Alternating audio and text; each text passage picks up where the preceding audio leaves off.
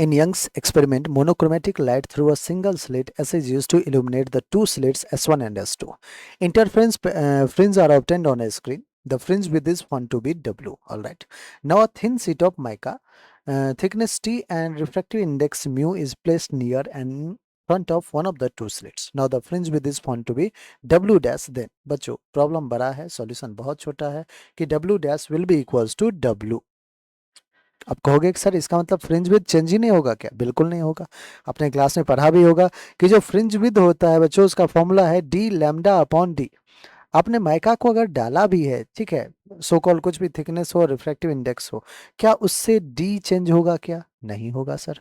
क्या उससे small D slits के बीच का डिस्टेंस चेंज होगा क्या? नहीं होगा सर। क्या लाइट का जो वेवलेंथ है लैम्डा, क्या वो चेंज होगा क्या? नहीं होगा सर।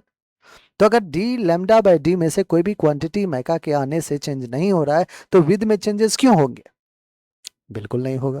तो फोर्थ हमारा बिल्कुल करेक्ट आंसर होगा। अब है कि सर क्या चेंजेज आ सकता है?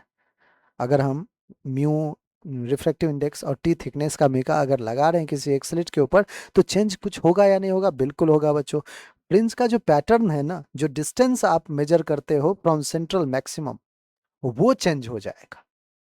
तो अब जो पैटर्न में चेंजेज होगा, लेकिन फिर से दो ब्राइट के डार्क ब्राइट इनके बीच का जो विद होगा, वो चेंज नहीं होने वाला है बच्चों। ब्राइट फ्रिंज का या फिर डार्क फ्रिंज का, इस सब का जो विद होगा वो तो एज इट इज रहेगा।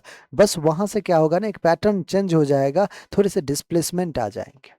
क्यों? क्योंकि पाथ डिफरेंस हमारा आ जाएगा। पाथ डिफरेंस की वजह से वाई की वैल्यू में चेंजेस आएंगे। ऑलराइट, तो आप क्या कहोगे कि फ्रिंज विद पे no effect of presence of mica. Alright, so W will be equals to W dash. तो फोर्थ हमारा बिल्कुल करेक्ट ऑप्शन हो जाएगा।